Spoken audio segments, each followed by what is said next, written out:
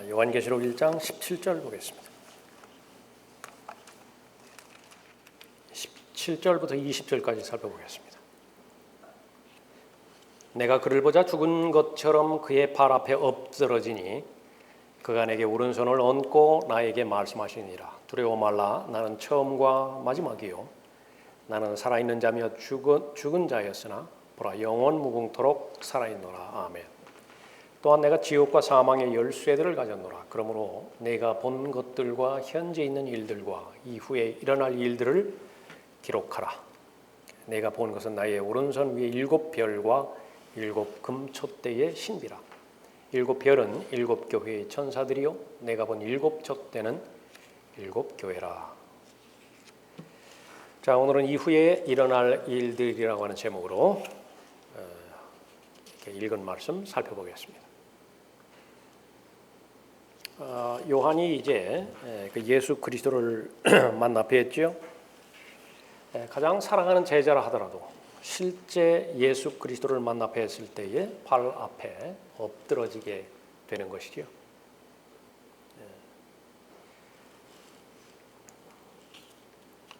예수님께서 말씀하십니다. 두려워 말라. 나는 처음과 마지막이요 나는 살아있는 자며 그랬죠. 제사장으로서의 직분을 강조하는 부분입니다. 제사장으로서 살아계시는 것이죠. 죽은 자였으나 언제 죽으셨죠? 선지자로서 계셨던 그 기간을 말하는 것입니다. 보라 영원 무궁토록 살아있노라. 왕으로 다시 오실 거예요. 영원히 살기 위해서 또 영원히 통치하실 것입니다. 바로 예수 그리스도께서 가지고 계신 것은 바로 열쇠를 가지고 계셨는데 지옥의 사망의 열쇠를 가지고 계셨죠. 성경에는 많은 열쇠들이 있습니다. 다윗의 열쇠가 있고요. 그것은 약속들을 상징을 합니다. 지식의 열쇠 있는데 그건 율법을 말하는 거예요. 왕국의 열쇠는 복음이라고 불리고 끝없이 깊은 구렁이의 열쇠도 있죠. 심판을 말하는 것입니다. 본문에서 예수 그리스도는 지옥과 사망의 열쇠를 가지고 계시죠. 열쇠를 가지고 계실 뿐만 아니라 문 자체가 되세요. 요한복음 10장 9절에서 나는 그 문이라. 누구든지 나를 통하여 들어가면 구원을 받을 것이며 또 들어가며 나오며 초장을 찾으리라 말씀하고 있는 것이죠. 예수 그리스도를 영접했다라고 하는 것은 예수 그리스도를 소유했다라고 하는 것은 그러한 모든 부분들을 다 해결했음을 우리가 아는 것입니다. 그럴 리는 없겠지만은 설령 만에 하나 내가 지옥에 간다 하더라도 전혀 염려할 것이 없어요. 왜 그러냐면 내 안에 계신 예수 그리스도께서는 지옥에 대한 열쇠를 가지고 있기 때문에 그렇죠. 그러니까 열고 나오는 것입니다. 19절에 그러므로 내가 본 것들과 현재 있는 일들과 이후에 일어날 일들을 기록하라. 이 부분에 대한 정확한 해석을 하기 위해서는 10절이 바로 열쇠입니다. 1장 10절에 내가 주의 날에 성령 안에 있었으며 나팔 소리 같은 큰 음성을 내 뒤에서 들었는데 여기서 말하는 주의 날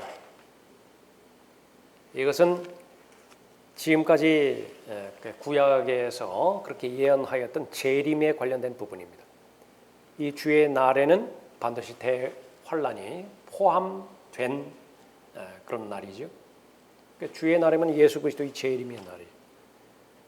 많은 사람이 말하는 것처럼 일요일을 말하는 것이 아니에요.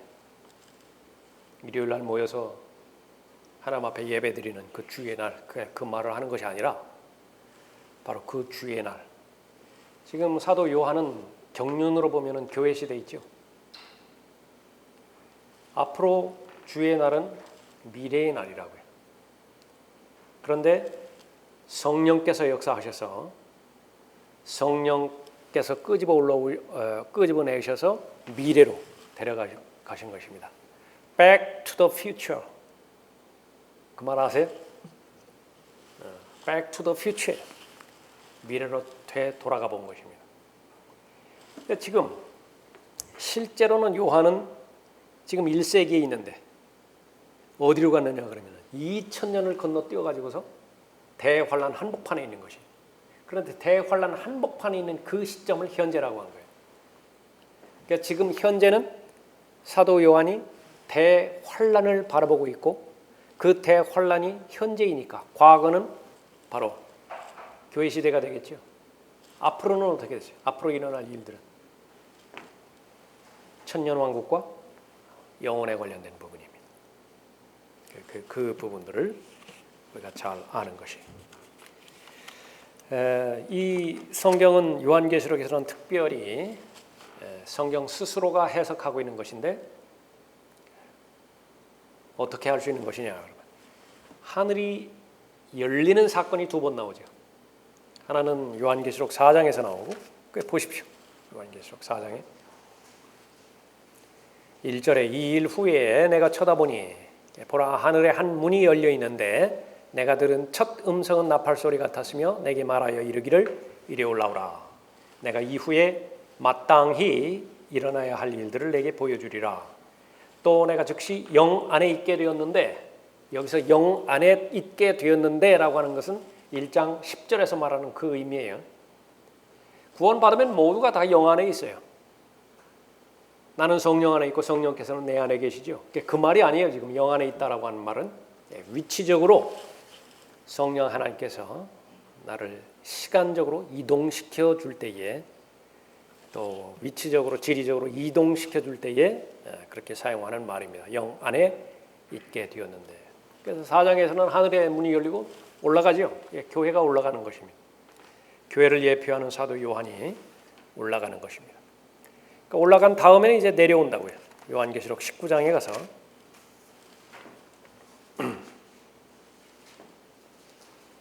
11절에 또 내가 하늘이 열린 것을 보니 흰 말이 보이더라. 그 위에 앉으신 분은 신실과 진실이라 불리며 의로 심판하고 싸우시더라. 내려오시는 것입니다. 흰 말 타신 예수 그리스도께서 제일 앞장서시고 그 뒤에 두 군대가 따르지요. 흰 말 타고 두 군대가 내려오는 것입니다. 그래서 4장에서 하늘이 한 번 열리고 19장에서 하늘이 한 번 열리는 것입니다. 그래서 1장부터 3장까지가 요한계시록의 한 부분이고요. 4장부터 19장까지가 요한계시록의 한 부분이고 또 19장부터 22장까지가 한 부분이에요. 세 부분으로 나뉘어지는 것입니다. 그래서 19절에서는 본 것들, 과거죠. 현재 있는 일들을 바라보는 것이에요. 지금 앞으로 있을 이후에 일어날 일들을 기록하라라고 언급하고 있습니다. 지금 이제 요한계시록에서 특별히 말하고 있는 것은 유대인을 다루는 부분인데 그 유대인의 시작과 끝은 어떻게 될 것이냐. 유대인의 시작은 창세기에서 시작되죠. 끝은 어디에서 결론을 맺게 되느냐. 요한계시록입니다. 마귀도 마찬가지죠. 마귀에 대해서 창세기 3장 15절에서 예언이 됐어요. 그 예언이 되었는데 에스겔 28장이나 이사야 14장에서 마귀가 타락했다라고 하는 사실을 아는 것인데 마귀에 대한 예언이 기록이 되기도 했죠. 그러나 그 예언이 과연 성취되었느냐 성취되지 않았느냐라고 알 수 있는 것은 요한계시록밖에 없어요. 그러니까 요한계시록이 없다고 한다면 몰라요. 하나님의 말씀이 그 예언이 그대로 문자적으로 성취되었는가 그렇지 않았는가 알 방법이 없는 것입니다. 예수 그리스도 역시 마찬가지입니다. 예수 그리스도께서 다시 오셔서 천년 왕국을 시작으로 해서 영혼에 관련된 모든 부분들을 예언을 해주셨는데 그 말씀이 예언만 하고 그냥 마신 것인지 아니면 실제로 성취가 되신 것인지 요한계시록을 통해서 그렇게 아는 것이죠. 나눠드린 교재 있죠? 그 부분 통해서 오늘 이 전체 요한계시록에 특히 이렇게 그 현재 있는 일들 말씀하고 있는 것인데 살펴볼 것입니다. 그러니까 요한계시록에는 그 대상을 다 다루고 있습니다. 1장부터 3장까지 교회를 다루고 있죠. 2장, 3장에서는 7교회가 나옵니다. 4장부터 19장까지는 유대인을 다루어요. 또 20장 이후에서는 이방인을 다루기도 합니다. 그러니까 하나님의 교회와 유대인과 이방인 전체를 다 다루고 있는데 초점을 유대인에게 맞추는 거예요. 유대인에 대한 이스라엘에 관련된 예언은 어떻게 된 것인가? 창세기 49장은 아주 중요한 장이에요. 펴보십시오. 창세기 49장에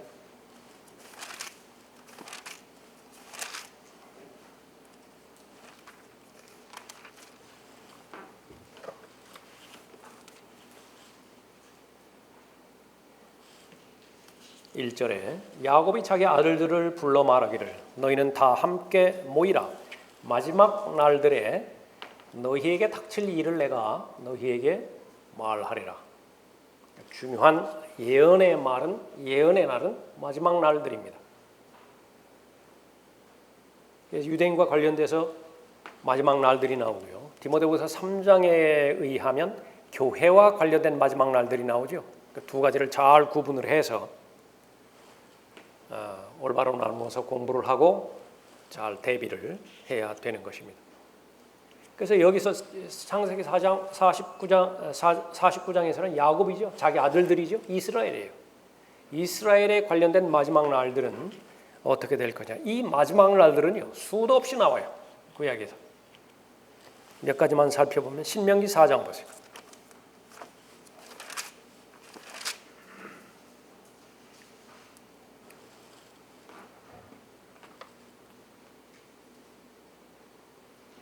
신명기 4장 1절에 그러므로 오 이스라엘아 이제 내가 너희에게 행하라고 가르친 그 규례들과 명령들에 경청하라. 그리하면 너희가 살 것이요 너희 조상의 주 하나님께서 너희에게 주신 그 땅에 들어가 그것을 소유하게 되리라. 너희는 내가 너희에게 명령한 그 말씀에 더하지도 말고 거기에서 빼지도 말고 내가 너희에게 명령하는 주 너희 하나님의 계명들을 지킬지니라. 그러니까 조건이죠. 이 조건을 지키면 이제 복을 받는 거예요. 하나님의 약속을 다 받게 되어지는 것입니다. 그러지 못하면 이제 어떻게 돼요? 항상 순종할 때와 불순종할 때에 대해서 다 기록하고 있죠. 30절에 보십시오. 4장 30절에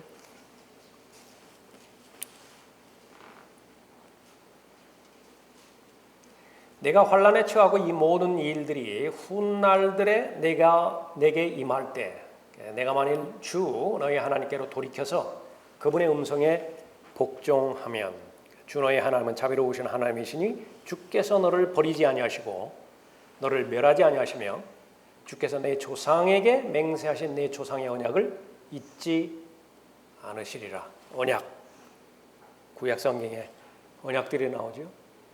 마지막 다윗의 언약까지 그대로 된다라고 하는 것입니다. 그런데 여기에서 30절에서 어떤 날이 나오냐면 훗날들이 나오죠. 이것도 예언의 날이에요. The latter days, 훗날들이라고. 마지막 날들이에요. 창세기 49장에서도 언급했고 또 신명기에서도 언급하고 있죠. 28장에도 보세요. 신명기 28장에. 지금 여기에 계속 살펴보면서 여러분은 병행해서 생각하세요. 요한계시록 4장부터 19장까지를 병행해서 생각하세요. 지금 찾아보는 그 구절들을 볼 때에 28장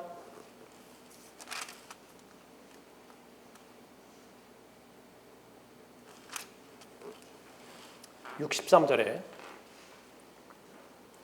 주께서 너희에게 선을 행하시고 너희를 번성케 하시기를 기뻐하시는 것 같이 주께서 너희를 멸하시며 너희를 망하게 하시기를 기뻐하시리라. 또 너희는 내가 차지하려고 들어갈 그 땅에서 뽑히게 될 것이라. 주께서는 너를 땅의 이쪽에서 저쪽까지 모든 민족 가운데 흩으시리니 내가 거기서 너나 내 조상이 알지 못하는 나무와 돌로 만든 다른 신들을 섬기리라. 이후에 계속되어지는 것은 바로 이스라엘이 하나님의 징계를 받아서 그 심판을 받는 것에 대해서 기록하고 있으면서 동시에 축복하실 때만큼이나 복 주실 때만큼이나 저주하는 부분에 있어서도 적극적으로 저주하신다라고 하는 것입니다. 그러니까 대환란이라고 하는 것은 전무후무한 역사예요. 요한계시록 4장부터 일어나는 그런 일들은 전무후무한 일들입니다. 31장에 신명기 31장에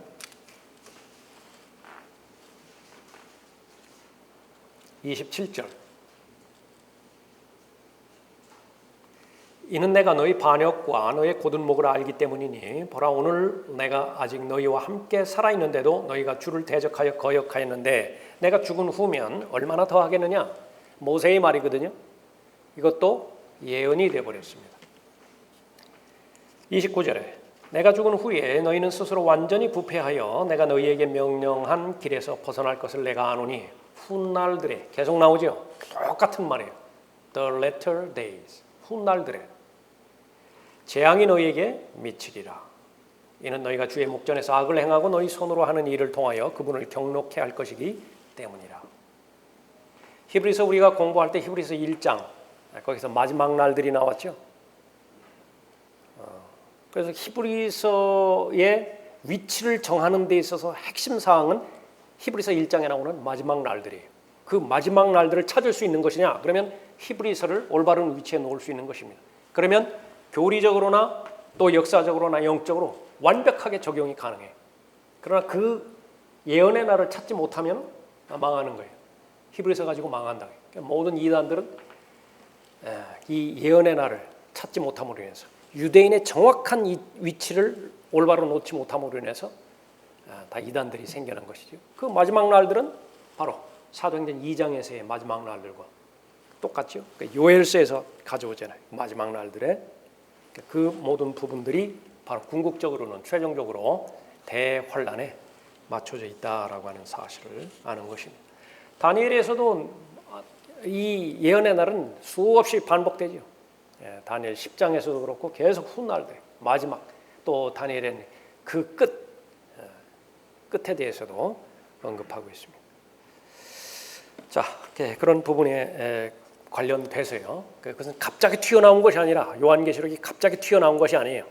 이것은 창세기 그 49장 1절로 대표되는 그 부분에서 그 예언이 돼 있어요. 마지막 날들에 유대인들이 어떻게 될 것이냐. 그러니까 그 부분에 대한 종결이라고 하는 사실을 아는 것입니다. 자, 요한계시록은 이제 다시 가서 요한계시록 4장 보십시오. 요한계시록 4장. 교재하고 책하고 같이 갈 거예요. 좀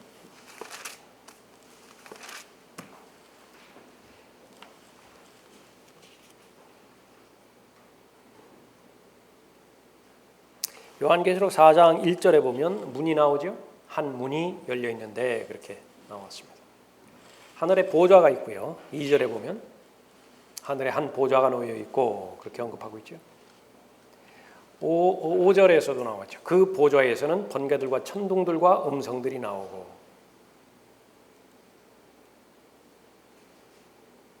24 장로가 있습니다. 4장 4절에 보면 24 좌석이 있는데 내가 본 그 좌석들에는 흰 옷을 입은 24 장로가 앉아 있고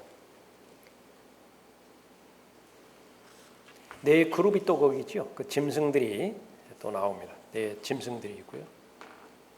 그러니까 그것이 이제 바로 4장을 여는 데 있어서 첫 번째 그 부분입니다. 이 요한계시록에는 지금까지 살펴봤던 것처럼 7이 많이 나오죠. 거기 7개 나오죠. 첫 번째 나오는 것이 7 교회들이 나왔고 2장 3장에서 두 번째는 7 봉인들이 나옵니다. 7 나팔들이 나오고 7 인물들이 나오고 또 7 호리병이 나오고 7 파멸이 나오고 7의 새로운 것들이 나오는데 이 구분은 클라렌스 라킨 목사님이 구분한 부분이에요. 그래서 이 부분은 병행해서 참조를 할 때 요한계시록을 더 입체적으로 볼 수가 있습니다. 중요한 것 세 가지는요. 7 봉인들이에요. 어디 있느냐 그러면 요한계시록 6장에 나와 있습니다. 그 다음에는 7 나팔들인데 요한계시록 8장 9장에 나와 있어요. 그 다음에 또 하나는 7 호리병입니다. 다 심판을 말하는 거예요. 봉인이 하나씩 열려질 때마다 거기에 이제 재앙이 펼쳐지는 것이죠. 나팔이 불려질 때마다 또 호리병이 부어질 때마다 그렇게 재앙이 나타나는 것입니다. 그래서 이 7 호리병의 재앙은 16장에 나와 있는 것입니다. 요한계시록을 이렇게 계속 기록이 될 때 연대기 순으로 기록되기도 하고요. 그 다음에는 독립적으로 기록하기도 합니다. 일단 설명하기도 해요. 창세기 같으면 시간의 흐름에 따라서 계속 기록되죠. 출애굽기는 어떻습니까?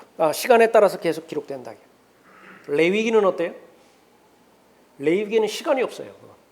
그냥 정지된 상태에서 그냥 사건만 설명하는 것입니다. 민수기는 어때요? 그 시간의 흐름에 따라서 그렇게 계속 기록이 되죠. 재판관기, 룻기는 어때요? 룻기. 그러니까 룻기는 시간이 없어요. 그냥 그때의 사건, 재판관기 때의 사건 하나를 기록하고 있다. 그래서 여기 요한계시록에 보면 삽입장이 있어요. 그 교재에는 간격이라고 하는 표현으로 나와요. 그 삽입장이 예를 들어서 요한계시록 7장과 같은 삽입장인데 이 봉인이 첫째 봉인, 둘째 봉인이 계속 열리면서 여섯째 봉인이 열렸는데 그 다음에 일곱째 봉인은 설명이 안 돼요.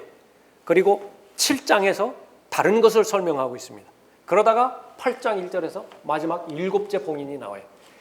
그럴 때에 요한계시록 7장과 같은 경우는 삽입장이다 언급하고 있습니다. 그것을 알면 일관되게 요한계시록이 기록되어 있다는 사실을 알 수 있는 것입니다. 또 하나는 요한계시록 기록되어 것은 사복음서 기록된 것과 똑같습니다. 예수 그리스도의 지상 생애를 기록하고 있는데 카메라 4대로 찍은 거예요. 녹화한 것이라고요. 카메라 4대로. 카메라 1번 이름이 뭡니까? 마태복음이라. 이쪽으로 조명하고 또 다른 각도에서 조명하고 밑에서 위로 조명하고 위에서 아래로 조명했다. 그럼 다 보이는 거예요. 이렇게. 마찬가지로 요한계시록도 그런 다양한 각도에서 조명을 했는데 대표적으로 바로 7 봉인들의 심판, 7 나팔들의 심판, 7 호리병들의 심판. 그렇게 하다가 쭉 진행이 되다가 조금 전에 살펴봤던 삽입장 같은 경우에는 카메라가 거기서 다른 카메라로 옮기는 거예요. 그러니까 다른 쪽으로 지금 설명하고 있다. 그러다가 다시 본래의 카메라로 온다라고 그렇게 생각하면 되는 것입니다. 4장에 관련된 부분이 있고요. 5장에서는 요한계시록 5장 그 부분에서 어린 양이 나옵니다. 책 한 권이 나오고 그 어린 양이 이제 봉인을 떼실 거예요. 6장에서 첫 번째 봉인이 나오죠. 첫째 봉인이 나옵니다. 6장 1절에 또 그 어린 양이 그 봉인 가운데 하나를 여실 때에 흰말이 나와요. 이 6장 공부할 때 우리가 살펴보겠지만은 여기서 말하는 흰말은 요한계시록 19장에서 나오는 흰말과 전혀 다른 말입니다. 둘째 봉인이라고 해요. 6장 3절에 어린 양이 둘째 봉인을 여실 때 붉은 말이 나옵니다. 6장 5절에서 어린 양이 셋째 봉인을 여실 때 검은 말이 나오고요. 6장 7절에서 어린 양이 넷째 봉인을 여실 때에 창백한 말이 나옵니다. 6장 9절에서 이제 다섯째 봉인이 나오는데 어린 양이 다섯째 봉인을 여실 때 여기는 말이 나오는 것이 아니라 순교자들의 혼들이 기록되어 있습니다. 제단 밑에 있는 순교자들의 혼들이 기록되고 있어요. 여섯째 봉인 6장 12절에 나오죠. 또 내가 보니 어린 양이 여섯째 봉인을 여실 때 천체의 물리적인 변화가 일어나요. 자, 여섯째 봉인까지 끝나고 그 다음에 여섯째 봉인과 일곱째 봉인 사이에 간격이 있어요. 그 삽입장입니다. 그것이 요한계시록 7장이에요. 7장 1절에서 14만 4천 명이 나오죠. 어린 양으로 인장으로 표시받은 14만 4천 명입니다. 또 9절부터는 요한계시록 7장 9절부터는 어린 양의 피로 씻음받은 무리들이 나와요. 그리고 나서 이 삽입장이 끝나고 나서 8장 1절에서 어린 양이 일곱째 봉인을 여실 때 그랬죠. 정적이 일어나고 그 다음에 8장 3절 이후에 보면은 금향로가 또 나오게 되는 것입니다. 자, 6장은 끝났어요. 7 봉인들의 심판입니다. 자, 7 나팔들이에요. 그 다음은 8장에서는 첫 번째 나팔 8장 7절에 나와 있죠. 두 번째는 8절에 나와 있죠. 둘째 천사가 나팔을 보니 10절에 셋째 천사가 나팔을 부니 12절에 넷째 천사가 나팔을 부니 그래서 8장 같은 경우에는 바로 이렇게 나팔을 부는 것입니다. 나팔을 불 때마다 첫 번째 나팔이 불 때 피가 섞인 우박이 나왔고요.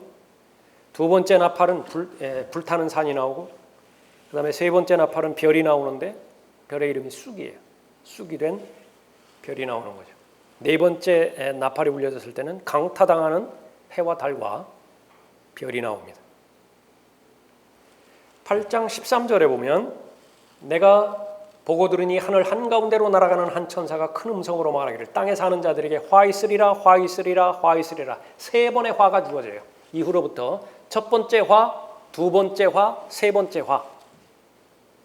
첫 번째 화는 지나갔으니 두 번째 화는 지나갔으니 그런 표현들이 여기에 언급되어지는 이 부분입니다.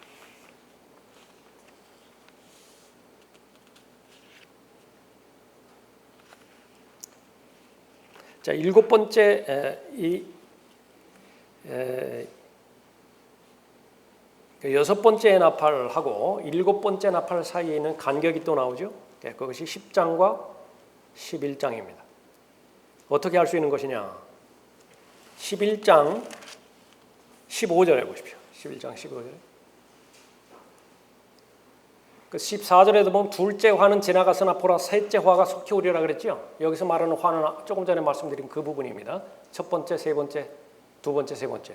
15절에 그 후에 일곱째 천사가 나팔을 부니 그러니까 여섯째 천사가 나팔을 부는 것으로부터 시작해서 10장, 11장이 전체가 삽입장이 돼버렸어요. 그래서 일곱 번째 천사가 나팔을 부니 그렇게 연결이 되어지는 것입니다. 그러면 그 간격에 있는 내용은 어떤 내용인가? 10장에 보면 작은 책이 나옵니다. 10장의 내용이 11장에서는 두 증인이 나와요. 모세와 엘리야가 나오죠. 11장에 나오는. 그래서 10장과 11장의 내용은 그런 그 부분입니다. 그런데 등장인물이 나오는데 그 다음에서는요. 12장부터 1절에 보면 12장 1절에 하늘에 큰 이적이 나타났으니 한 여인이 해로 옷 입었고 해로 옷 입은 여인이 나오죠. 이스라엘입니다. 그것이 첫 번째 등장인물이고 두 번째로는 용이 나와요. 3절에 하늘에 또 다른 이적이 나타났으니 보라 커다란 붉은 용 한 마리가 있는데 산의 아이가 나오죠. 5절입니다. 그녀가 산의 아이를 낳았는데 천사장이 나와요. 7절에 또 하늘에 전쟁이 있으니 미카엘과 그의 천사들이 용을 대항하여 싸우고 유대인의 남은 자들이 나옵니다. 12장 거기 13절에 보면 그 용이 자기가 땅으로 쫓겨난 것을 알고서 그 산의 아이를 출산한 그 여인을 박해하더라. 그 여인은 이스라엘이라고 말씀드렸죠. 그 여인의 씨 가운데 남은 자들이 있다고요. 17절에 그러자 그 용이 여인에게 분노하여 여인의 씨 가운데 남은 자들 즉 하나님의 계명들을 지키며 예수 그리스도의 증거를 가진 자들과 싸우려고 나가더라 그랬죠. 그것이 바로 다섯 번째 등장인물입니다. 자, 여섯 번째는 바다에서 올라오는 짐승이 있어요. 13장 1절에 내가 바닷가 모래 위에 서서 보니 한 짐승이 바다에서 올라오는데 그랬죠. 짐승이 둘 나와요. 하나는 바다에서 올라오고 또 하나는 땅에서 올라옵니다. 땅에서 올라오는 짐승은 13장 11절에 기록되어 있죠.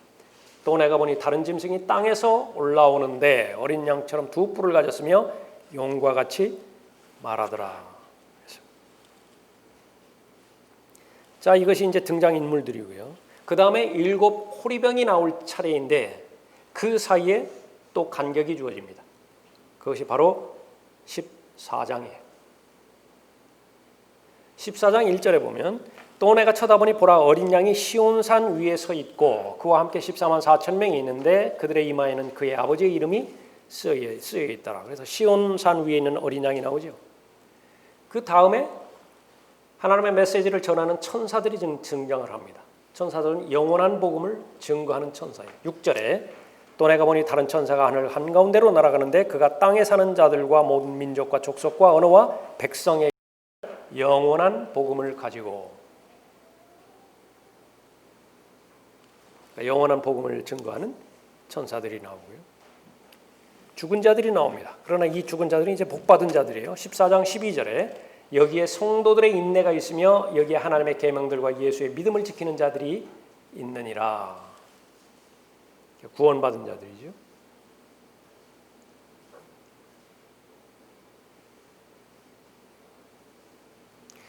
그 다음에 14장에서 대환란 거의 끝 무렵에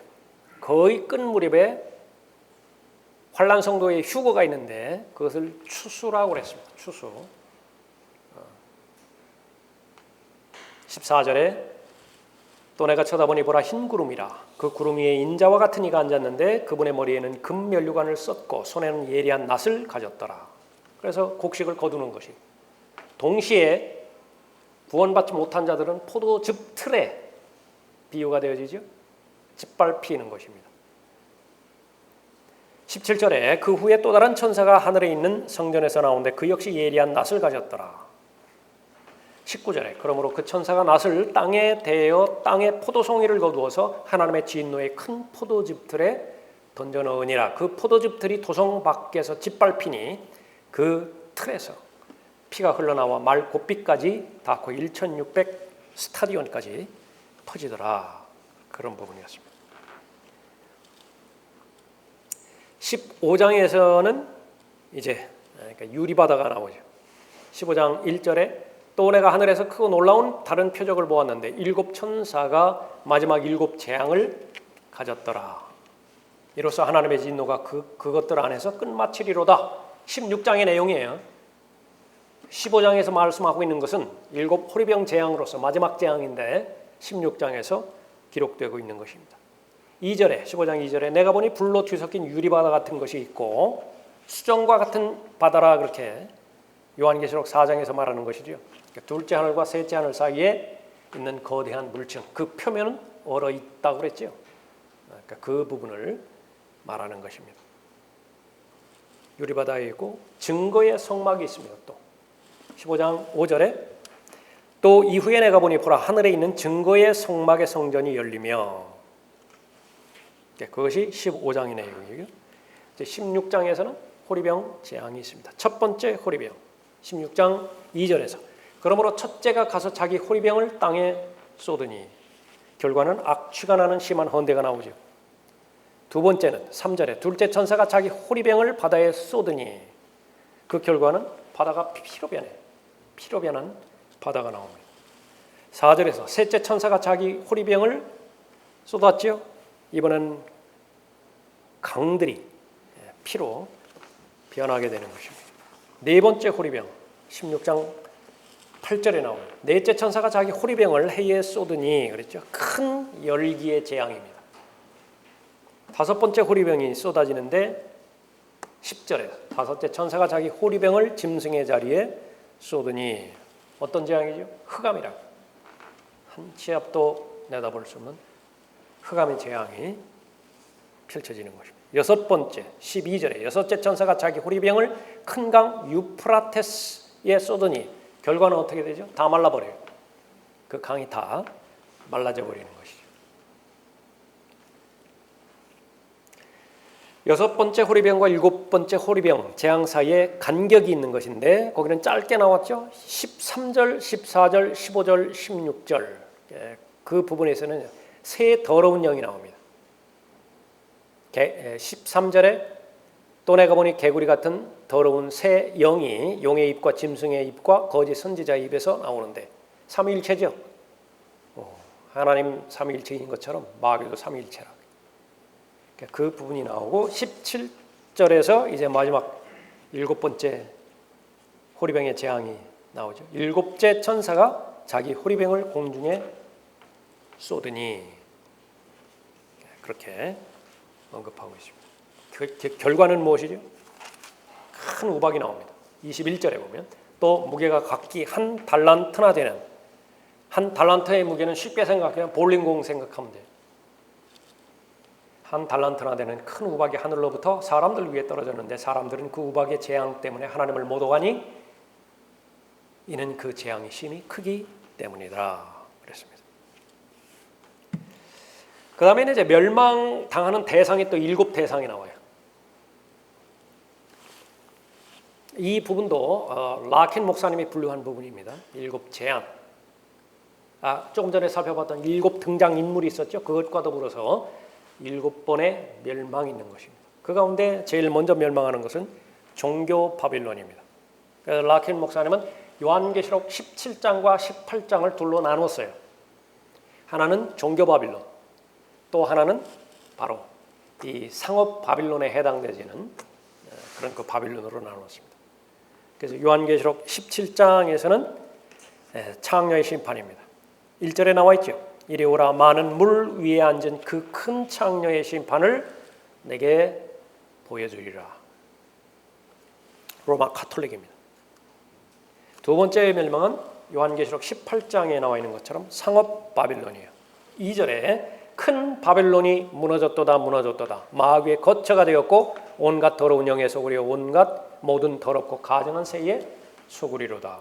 10절에도 보면 슬프도다 슬프도다 큰 도성 바빌론이여 견고한 도성이여 그랬죠. 그래서 이 18장에 보면 상당히 많은 부분을 이 장사하는 사람들, 물건을 만드는 그 부분에 대해서 언급하고 있죠. 다 멸망당하는 것입니다. 이제 두 번째 멸망까지 왔죠. 세 번째 대상이 멸망하는 그 사이에 또 간격이 있는 것인데 19장 1절에서 6절까지 할렐루야 합창이 나옵니다. 19장 1절에서 이 일들 후에 내가 들으니 하늘에서 많은 사람의 큰 음성이 있어 말하기를 할렐루야 언급하고 있죠. 3절에도 또 그들이 다시 말하기를 할렐루야. 14절 끝부분에서 아멘 할렐루야. 6절에서도 할렐루야 전능하신 주 하나님께서 통치하시도다. 그 다음에 연결되는 것은 어린 양의 혼인식이죠. 7절에 나와 있습니다. 기뻐하고 즐거워하며 그분께 존귀를 돌리세 이는 어린 양의 혼인식이 다가왔고 그의 아내도 자신을 예비하였습니다. 말하고 있습니다.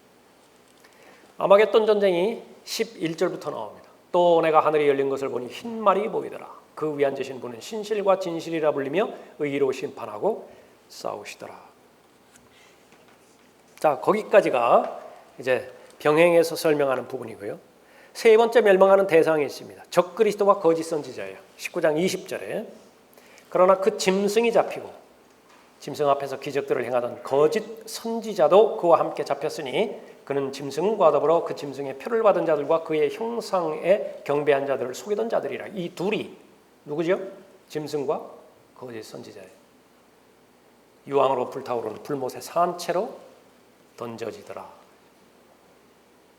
그 다음에 멸망의 대상은 적그리스도의 나라들입니다. 그 다음 절이죠. 21절에 그리고 그 남은 자들, 그 남은 자들은 말 위에 앉으신 분의 칼, 즉 그의 입에서 나오는 칼로 살해되니 모든 새들이 그들의 살로 배를 채우더라 언급하고 있습니다. 네 번째 멸망과 이제 다섯 번째 멸망 사이에 또 병행해서 설명이 되어지고 있는 것인데 그 가운데 하나가 이제 요한계시록 20장에서 언급하고 있는 사탄이 묶이는 거예요. 20장 1절에서 나오죠. 끝없이 깊은 구렁의 열쇠와 큰 사슬을 가졌더라. 그가 그 용을 잡으니 곧 마귀여 사탄인 옛 뱀이라. 그를 1000년 동안 묶어두니 그렇게 언급하고 있습니다. 동시에 첫 번째 부활에 대해서 언급하고 있습니다. 첫 번째 부활, 성도들의 부활이죠. 구약 성도의 부활, 신약 성도의 부활, 환난 성도의 부활, 이 세 가지를 합쳐서 첫 번째 부활이라 그렇게 언급하고 있습니다. 그 첫 번째 부활은 4절부터 나왔죠. 4절, 5절에 나와 있습니다. 5절에 보면 그러나 죽은 자들 가운데서 그 나머지는 1000년이 끝날 때까지 다시 살지 못하리라. 이것이 첫 번째 부활이라. 6절에 보면 그 첫 번째 부활에 참여한 자는 복되고 거룩하죠. 왜냐하면 영원 무궁토록 통치하기 때문에 그런 것입니다. 20장 6절에서 이제 천년왕국이 나옵니다. 20장에서 이 천년이라고 하는 말이 계속 반복이 되죠.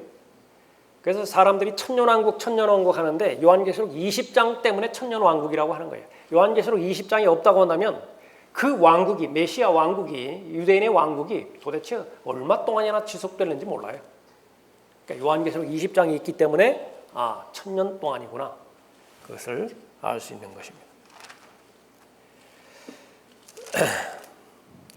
오히려 그들이 하나님과 그리스도의 제사장들이 되어 1000년 동안 그와 함께 통치하리라.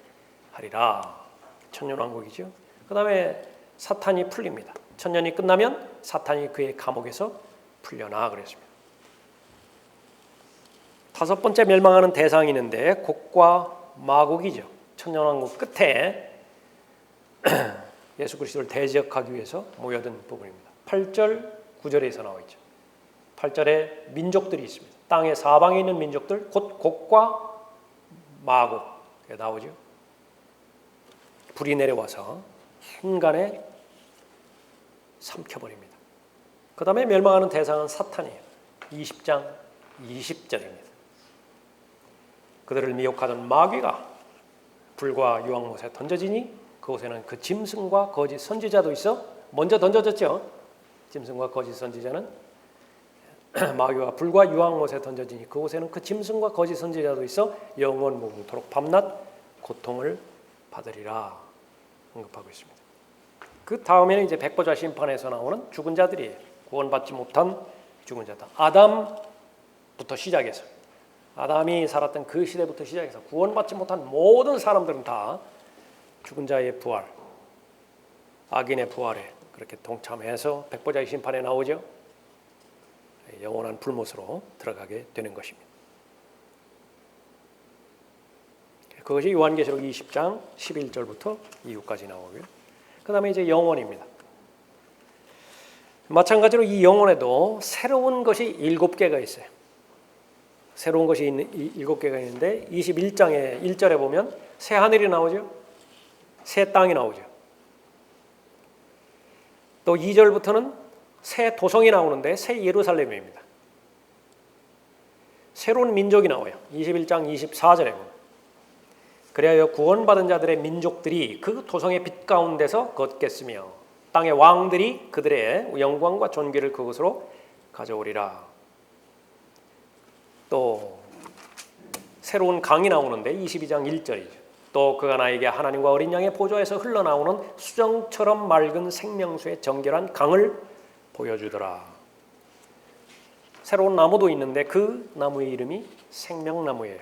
22장 2절에 나오죠. 그 도성의 거리 한가운데와 그 강의 양편에는 생명나무가 있어 민족들을 치유하기 위한 것으로 생명나무가 존재하는 것입니다. 가만히 보니까 창세기에서 다 시작했었죠. 강도 그렇고 생명나무도 그렇고. 그러나 범죄로 인해서 그것이 다 타락이 되어버렸는데 요한계시록에서 다 회복이 되죠. 다 회복이 되는 것입니다. 완성의 책이에요. 요한계시록은 완성의 책입니다. 그래서 이 새로운 나무. 그래서 새 하늘, 새 땅, 새 도성, 새 민족들, 새 강, 새 나무. 그리고 마지막 7번째는 바로 새 보좌가 나옵니다. 보좌가 하나죠, 하나. 그 전까지는 둘이었습니다. 아버지 하나님의 보좌가 있고 아들 하나님의 보좌가 있죠. 영혼에 들어가면 이제 하나님의 어린 양으로서의 그 사역을 다 마치고 본연의 위치 어디죠? 요한복음 1장 1절 태초에 말씀이 계시니라. 그 안으로 들어가셔서 삼위일체 하나님으로 계시죠. 보좌가 하나예요. 보좌 이름이 뭔가요? 22장 1절에 보니까 하나님과 어린 양의 보좌예요. 일치가 된다. 22장 6절부터는 이제 다시 원점으로 돌아와서 다시 처음으로 온 거예요. 그래서 5절까지가 이제 경륜적으로 시간상으로 기록되어 있는 것이고 6절부터 이제 마지막 절까지는 계속해서 마지막 증거와 마지막 경고들입니다. 권면입니다. 20절에 이런 일들을 증거하신 분이 말씀하시기를 아멘. 반드시 내가 속히 오리라 하시니라. 아멘. 그러하옵니다. 주 예수여 오시옵소서. 우리 주 예수 그리스도의 은혜가 너희 모두와 함께 있을지어다. 20절, 21절을요. 그냥 기록된 대로 우리가 살펴보니까 그렇지만요. 이건 대단한 구절입니다. 종말을 다 알았어요. 어떻게 세상이 끝날 것이고 천년왕국과 영원히 어떻게 연결되는지 그걸 다 알았어요. 그 고백은 뭐예요? 아멘 주 예수여 오시옵소서요. 하박국도 마찬가지였습니다. 그 계시를 받기 전에는 원망할 것이 많았다고요. 불합리하게 보이는 것도 많았어요. 실제로 불평도 했습니다. 하나님 앞에. 그러나 예수 그리스도의 재림의 그 계시를 환상을 통해서 하나님께서 보여주셨을 때는 하나밖에 없어요. 감사밖에 없다고요. 감사밖에. 하박국도 지금 이 표현을 알았다라고 한다면, 예수 그리스도를 알았다라고 한다면 똑같이 고백했을 거예요. 아멘 주 예수여 오시옵소서. 예. 지금 무화과나무가 없어도 상관없다. 올리브나무, 포도나무 그거 다 없어도 상관없다. 예. 근데 거기서 교리적으로 그 나무들은 모두 다 이스라엘을 상징하는 나무들이에요. 이스라엘은 어차피 지금 대환란을 거쳐서 이렇게 적극적으로 전무후무한 하나님의 심판을 받을 것이다. 그럼에도 불구하고 하나님께서는 조상들에게 주신 언약 그걸 잊지 않으시는 것이죠. 결국은 구원하시는 거예요. 버리지 않으신다. 그 사실을 알기 때문에 하나님 앞에 감사를 드리는 것이죠. 요한계시록입니다. 이 부분이. 자, 오늘은 여기까지 하겠습니다.